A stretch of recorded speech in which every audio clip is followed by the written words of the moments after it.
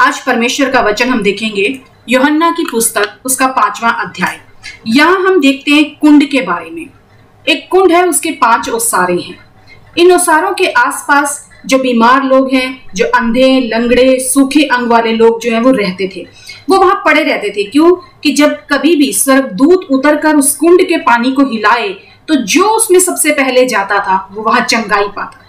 और यही हम एक घटना एक व्यक्ति के बारे में भी देखते हैं जो 38 साल से बीमार था और वो उस कुंड के पास वहां रहता था, वो वहीं पड़ा रहता था। और एक बार जब यीशु मसीह वहां से जाते हैं तो वो उसे देखते हैं और उसकी दशा को देखकर, और जब उन्हें ये पता चलता है कि ये व्यक्ति बहुत टाइम से यहाँ ऐसे ही बीमार पड़ा हुआ है, तो वो उस व्यक्ति के पास जाकर उससे पूछते हैं कि क्या तू चंगा होना चाहता है। वो उस व्यक्ति के पास जाते हैं, उस बीमार व्यक्ति के, और उससे पूछते हैं कि क्या तू चंगा होना चाहता है। उस बीमार ने उत्तर दिया, हे प्रभु, मेरे पास कोई मनुष्य नहीं कि जब पानी हिलाया जाए तो वो मुझे लेकर जाए यहाँ कुंड तक। वो कहता है कि परमेश्वर, हे प्रभु, मेरे पास कोई मनुष्य नहीं है। वो यहाँ अपनी व्यथा बता रहा है परमेश्वर को, कह रहा है कि मेरे पास कोई मनुष्य नहीं है कि जब ये पानी हिलाया जाए तो वो मुझे उस कुंड में उतारे, परंतु मेरे पहुंचते पहुंचते दूसरा मुझसे पहले उतर जाता है। वो यीशु मसीह से कहता है कि मेरे वहां जाने से पहले ही कोई और उतर जाता है और वो चंगा हो जाता है, क्योंकि मेरे पास कोई मनुष्य नहीं है कि जो मेरा सहारा बने, जो मुझे उस कुंड में उतारे। यहाँ हम देखते हैं कि यीशु मसीह उससे एक बात पूछते हैं कि क्या तू चंगा होना चाहता है, और वो कहता है कि मेरे पास कोई मनुष्य नहीं है कि जो मेरा सहारा बने, जो मुझे वहां तक लेकर जाए ताकि मैं उस कुंड में उतर सकूं और मैं चंगा हो सकूं। यीशु मसीह उससे कहते हैं कि उठ, चल फिर, अपनी खाट उठा और चल फिर। वो उसे ना तो उस कुंड में उतारते हैं, ना उस कुंड तक लेके जाते हैं, ना उस पानी से उसे चंगाई देते हैं, पर वो सिर्फ उसे इतना ही कहते हैं कि उठ, अपनी खाट उठा और चल फिर, और वो चंगा हो गया।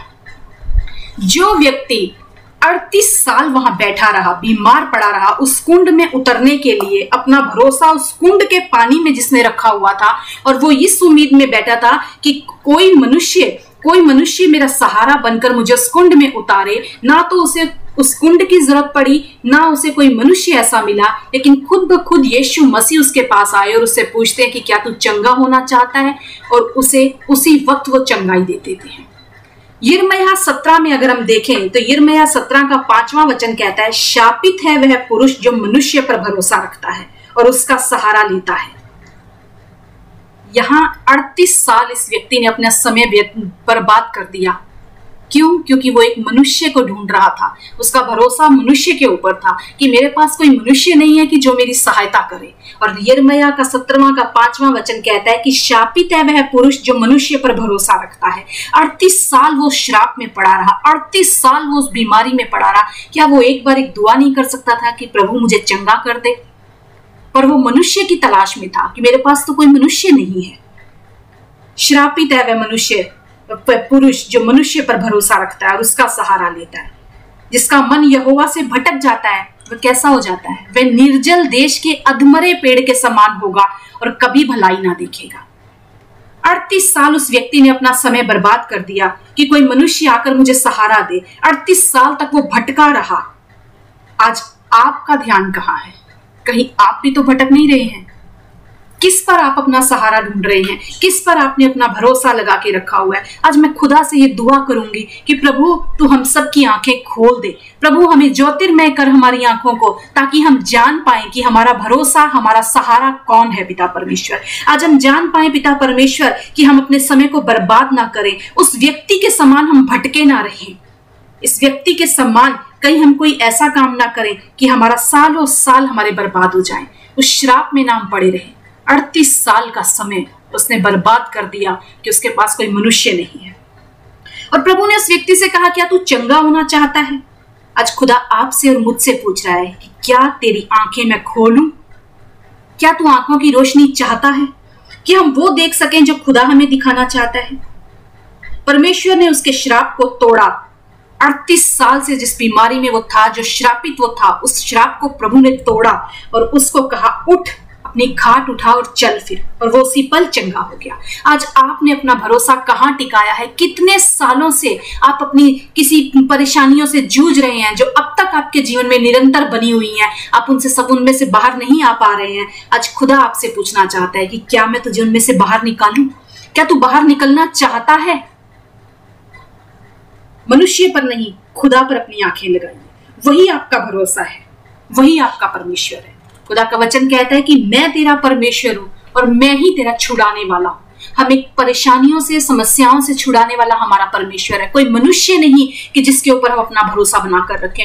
मनुष्य उसका सहारा नहीं बन सका। वो 38 साल उसने व्यतीत कर दिए, लेकिन कोई मनुष्य उसका सहारा नहीं बन सका। वो एक सहारे की तलाश में था। मुझे नहीं पता आज आप किस सहारे की तलाश में हैं। आज आप किस पर अपना भरोसा लगाकर बैठे हैं? आप सोच रहे हैं मेरी जॉब में मेरी प्रमोशन तो मुझे मेरा बॉस देगा। आज आप अपना फोकस क्लियर कीजिए। अब भटके ना, लेकिन अपने आप को सही करें, खुद को दुरुस्त करें, अपनी नजरें उस खुदा के ऊपर टिकाएं। अगर हम देखें 1 शमूएल के 8वें अध्याय में, तो यहां हम देखते हैं कि इजरायली लोग हैं, वो शमूएल को जाके कह रहे हैं कि एक राजा की मांग करते हैं। वो कहते हैं कि अब तू बूढ़ा हो चुका है, अब हमें एक राजा चाहिए। वो अपने लिए एक राजा की मांग कर रहे हैं। शमूएल ये बात जाकर, जब शमूएल सुनता है तो पहले तो बहुत दुखी होता है, फिर वो जाकर यहोवा से कहता है कि खुदा, इजरायली लोग अपने लिए एक राजा मांग रहे हैं। वो कहते हैं कि वो राजा मांग रहे हैं, और वो लोग क्या कहते हैं इजरायली? वो कहते हैं कि हम भी और जातियों के समान हो जाएं, इसलिए हमें एक राजा चाहिए। हमारा राजा हमारा न्याय करे और हमारे आगे आगे चलकर हमारी ओर से युद्ध किया करे। और शमूएल जाकर जब परमेश्वर से ये बात कहता है कि उन्होंने राजा की मांग की है, तो परमेश्वर कहते हैं कि उन्होंने राजा मांगकर मुझको निकम्मा जाना है कि मैं उनका राजा ना रहूं। जब हम अपना भरोसा परमेश्वर पर से हटाकर किसी मनुष्य के ऊपर या किसी दूसरी चीज के ऊपर लगाते हैं, तो परमेश्वर कहता है कि उनका मन मुझसे भटक गया है। यहाँ खुदा कहते हैं कि उन्होंने मुझको निकम्मा जाना है कि अब मैं उनका राजा ना रहूं, इसलिए वो एक राजा मांग रहे हैं। सिर्फ इतना ही नहीं, वो कहता है कि अब उनको, प्रभु कहते हैं कि जा शमूएल, उनको जाकर बता कि जो राजा तुमने मांगा है ना, जब वो राजा तुम्हारे ऊपर राज करेगा तो वो तुम्हारे साथ क्या क्या करेगा। 1 शमूएल के 8वें अध्याय के 11वें वचन से अगर हम पढ़ें तो वहां लिखा है कि वो राजा जब आएगा उसकी चाल कैसी होगी। वो तुम्हारे पुत्रों को लेकर रथों और घोड़ों के काम पर नौकर रखेगा। वे उसके रथों के आगे आगे दौड़ा करेंगे। कितनों से वह अपने हल जुतवाएगा और अपने खेत कटवाएगा, अपने लिए युद्ध के हथियार और रथों के साज बनवाएगा। और 13वां वचन कहता है, वह तुम्हारी बेटियों को लेकर उनसे सुगंध द्रव्य और रसोई और रोटियां बनवाएगा। इतना ही नहीं, पर आगे वचन कहता है कि वह तुम्हारे खेतों और दाख और जैतून की बारियों में से जो अच्छी से अच्छी होंगी उन्हें ले लेकर अपने कर्मचारियों को देगा। खुदा कहता है इस प्रकार तुम लोग उसके दास बन जाओगे। ये सब बातें शमूएल उन लोगों को जाकर बताता है कि खुदा ने कहा है कि वो राजा ऐसा करेगा कि वो तुम्हारे को एक दासत्व का जीवन देगा, तुम उसके दास बन जाओगे। पर वो फिर भी कहते हैं नहीं, हमें तो एक राजा चाहिए। गलतियों 5:1 कहता है कि मसीह ने स्वतंत्रता के लिए हमें स्वतंत्र किया है, अतः इसी में स्थिर रहो और दासत्व के जुए में फिर ना जुटो। जब हम अपना भरोसा किसी मनुष्य के ऊपर टिकाते हैं ना, जब हम ये सोचते हैं बस यही हमारे लिए सब कुछ है, यही हमारे जीवन के निर्णय ले सकता है, यही हमारे सारी परेशानियों का हल निकाल सकता है, चाहे वो कोई भी व्यक्ति क्यों ना हो, परमेश्वर कहता है कि तुम दासत्व में चले जाते हो। 38 साल वो उस बीमारी की गुलामी में बैठा रहा। आज कई विश्वासी होने के बावजूद भी अपने जीवन में मनुष्य ही ढूंढते हैं जो उनकी अगुवाई करे। इजरायलियों के समान वो यही सोचते हैं, और खुदा से उनका मन भटक जाता है। वो मनुष्यों का सहारा ढूंढते हैं, मनुष्यों पर भरोसा रखते हैं। लोगों ने, उन इजरायलियों ने जो राजा मांगा वो शाऊल उन्हें मिला, पर जब खुदा की मर्जी थी, जब खुदा ने उन्हें राजा दिया तो वो दाऊद राजा था। कौन आपके भविष्य को संवार सकता है, ये आपको जानना होगा। क्या आप मनुष्यों के सहारे पे बैठे हैं? मनुष्य कभी आपके जीवन को संवार नहीं सकता। मनुष्यों के ऊपर अगर आपने आज भी भरोसा रखा है तो आप 38 साल, कितने भी साल क्यों ना आ जाए, आप सिर्फ उस समय को बर्बाद कर रहे हैं। आप दासत्व में चले जाएंगे। आपने पढ़ा, अभी सुना आपने इस वचन को कि क्या क्या हुआ उनके साथ। खुदा उनसे साफ तौर पर कहता है कि वो तुम्हारे बच्चों को नौकरों के समान रखेंगे, तुम्हारी बेटियां उनकी रसोइयां बनाएंगी, जाकर उनके लिए सुगंध द्रव्य तैयार करेंगे, वो तुम्हारी अच्छी अच्छी फसलों को ले लेंगे और अपने कर्मचारियों को दे देंगे, वो तुम्हें दास बना लेंगे। पर वो फिर भी कहते हैं कि नहीं, हमें तो राजा चाहिए। आज आपको और मुझे जानना होगा कि कौन हमारे भविष्य को संवार सकता है। कौन? कई बार विश्वासी प्रभु से ज्यादा एक पास्टर के ऊपर निर्भर हो जाते हैं। कोई पास्टर आपके लाइफ के निर्णय नहीं ले सकता। आप उनसे सलाह ले सकते हैं, पर कार्य पवित्र आत्मा को करने दीजिए। पवित्र आत्मा की अगुवाई में चलिए। पिता परमेश्वर को अपने जीवन का अधिकार दीजिए। उस आवाज को माने जो खुदा आपको सुनाता है, क्योंकि किसी के भी हाथ में आपका भविष्य नहीं है। कोई व्यक्ति आपके लिए निर्णय नहीं ले सकता। हाँ, अगर आज आप पलट कर देखें, अगर किसी व्यक्ति ने आपके जीवन के लिए कोई निर्णय लिए भी होंगे तो परिणाम आपको भुगतने पड़े होंगे। लूका के पहले अध्याय में हम एक खूबसूरत घटना देखते हैं।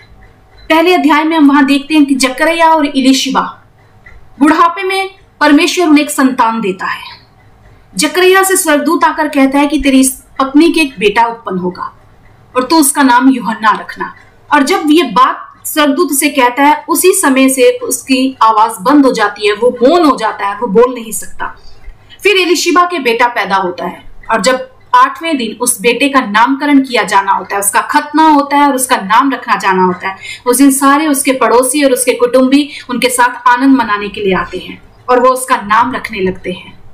उसके पड़ोसी और उसके कुटुंबी उसका नाम रखने लगते हैं उसके पिता के नाम पर। वो कहते हैं कि इसका नाम जकरिया होगा, पर एलिशिबा कहती है नहीं, इसका नाम यूहन्ना होगा।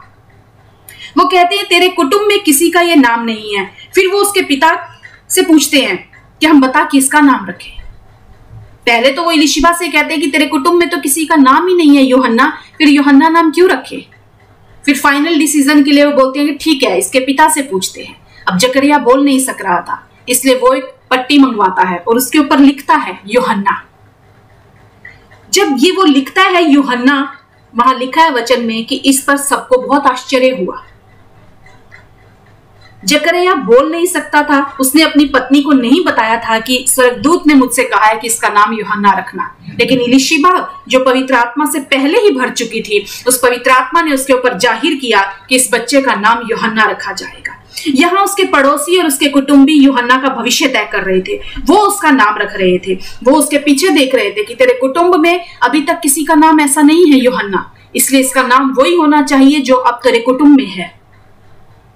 पर एलिशिबा ने ना कहा, ना इसने उन लोगों की सुनी, ना उन पड़ोसियों की, ना अपने कुटुंबियों की, पर उसने पवित्र आत्मा की आवाज को सुना। आज मैं आपसे कहना चाहती हूँ, ना कहने की हिम्मत रखें। पड़ोसियों को, कुटुंबियों को, लोगों को, कोई भी क्यों ना हो, आपके जीवन के निर्णय लेने का अधिकार ना दें। आपका भविष्य, आपके जीवन के निर्णय लेने का अधिकार सिर्फ और सिर्फ प्रभु यीशु मसीह के हाथों में सौंपे। उसके पिता ने पट्टी मंगाकर उस पर उसका फाइनल नाम लिखा यूहन्ना। आपके पिता ने आपके जीवन का नाम, जीवन की पुस्तक में आपका नाम लिखा है। उन्होंने आपका भविष्य तय किया है, किसी और को उसे बिगाड़ने ना दें। 38 साल ना किसी और के भरोसे बैठकर उसे बिगाड़े। कोई और अपने जीवन में दासत्व में जाकर शाऊल को ना लेकर आए, पर अपने जीवन का अधिकार उस खुदा के हाथों में दे जिसने आपको बनाया है। सब उसका नाम यूहन्ना रख रहे थे। उसके पिता ने वहां लिखा जब यूहन्ना, सब लोग उसका नाम जकरिया रख रहे थे, पर जब उसके पिता ने उसका नाम यूहन्ना रखा, वहां वचन कहता है कि सबों को आश्चर्य हुआ। अब तक अगर आपने लोगों को यह अधिकार देके रखा है आपके जीवन के निर्णय का, अगर एक बार आप ना कहने की हिम्मत रखेंगे, सही डिसीजन लेने की हिम्मत करेंगे, पवित्र आत्मा की आवाज को सुनेंगे, सबको बहुत आश्चर्य होगा। लोग आश्चर्य करेंगे कि अब तक तो ऐसा कभी नहीं हुआ था, अब तक तो इसके कुटुंब में ऐसा नहीं हुआ था, अब तक तो पहले किसी ने ऐसा नहीं किया था, आज ये कुछ नया क्यों करने जा रहे हैं। परमेश्वर ने आपके भविष्य को तय किया है रास्ता बनाने के लिए। आप एक अपने जीवन में यूहन्ना साबित हो सकते हैं। आप लोगों के लिए मार्ग तैयार करेंगे। अपने आप को उस दासत्व से बाहर निकालिए, अपने आप को उस बीमारी में मत रखिए, अपने आप को उस 38 साल असफलता में मत बीतने दीजिए, उस समय को बर्बाद मत कीजिए। मनुष्य पे भरोसा मत रखिए, अपने लिए कोई राजा वो मत मांगो कि जो आपकी अगुवाई करता फिरे। आपका अगुवाई करता सिर्फ और सिर्फ एक है, और वो है प्रभु यीशु मसीह, जिन्होंने पवित्र आत्मा आपको दिया है कि वो आपके जीवन के निर्णय लेने में आपकी सहायता करे। अपने हर एक निर्णय को उस परमेश्वर के हाथों में सौंपिए, उसकी आवाज को सुनिए, किसी और को ये अधिकार ना दीजिए, किसी भी व्यक्ति को, चाहे वो एक पास्टर ही क्यों ना हो, वो भी एक व्यक्ति है, परमेश्वर से आगे वो भी नहीं है। अपने जीवन के अधिकार लेने का अधिकार सिर्फ और सिर्फ उस खुदा को दीजिए, उसकी आवाज को सुनना शुरू कीजिए, उस खुदा पर अपना भरोसा बनाकर रखिए। कोई आपके जीवन को बिगाड़ने ना पाए। बुढ़ापे में खुदा ने जकरिया और एलीशिबा को संतान दी, और पड़ोसी आकर तय कर रहे थे कि उसका नाम क्या होगा, पर उन्होंने वो अधिकार उन लोगों को नहीं दिया। उन्होंने कहा नहीं, ये पवित्र आत्मा के द्वारा बताया गया, परमेश्वर के द्वारा बताया गया ये नाम है, और हम इसका नाम यही रखेंगे। जीवन के हर एक क्षेत्र में, चाहे आपकी जॉब हो, चाहे आपकी एजुकेशन हो, आपकी मैरिज हो, या फिर कोई भी और क्षेत्र क्यों ना हो, परमेश्वर पवित्र आत्मा की अगुवाई में चलना सीखें। लोगों पर निर्भर होकर अपना समय न बर्बाद करें। आज आप जांचिए, कहां आप अब तक सफलता प्राप्त नहीं कर पा रहे हैं, कहां आप अब तक रुके हुए हैं, कहां आप अब तक बहुत पीछे चल रहे हैं। उस क्षेत्र का अधिकार परमेश्वर के हाथों में दीजिए। यिर्मयाह 17 के 7वां और 8वां वचन कहता है, धन्य है पुरुष जो यहोवा पर भरोसा रखता है, जिसने परमेश्वर को अपना आधार माना हो। वह उस वृक्ष के समान होगा जो नदी के किनारे लगा हो, और उसकी जड़ जल के पास फैली होगी। जब धूप होगी तब उसको ना लगेगी, उसके पत्ते हरे रहेंगे, और सूखे वर्ष में भी उसके विषय में कुछ चिंता ना होगी, क्योंकि वह तब भी फलता रहेगा। ये परमेश्वर पर भरोसा रखने की आशीष है। ये परमेश्वर पर जिसको हम अपना जब आधार मान लेते हैं, तब हमारा खुदा हमारे भविष्य को इस रीति से संवारता है। तब कोई गुलामी नहीं, कोई दासत्व नहीं। कहता है कि मैं तुम्हें स्वतंत्र करने आया हूं। जहां प्रभु का आत्मा है वहां स्वतंत्रता है। अपने आप को स्वतंत्रता में स्थिर रखें, दासत्व के जुए में फिर ना जुटे। अपनी आंखों को खोलें, कहां आपकी नजरें हैं, किस पर आपका भरोसा है, कौन आज आपकी जिंदगी के निर्णय को ले रहा है, कौन आपके जीवन को संवार रहा है आज, कौन उसे बिगाड़ रहा है आज, यह आपको तय करना है। खुदा इस वचन के द्वारा आपकी आंखों को खोले, ताकि आप अपने जीवन को फलता फूलता हुआ देख सकें, और उस खुदा को जो हमारा भरोसा और हमारा आधार है, अपने जीवन का अधिकार दे सके। परमेश्वर इन वचनों पर आशीष दे।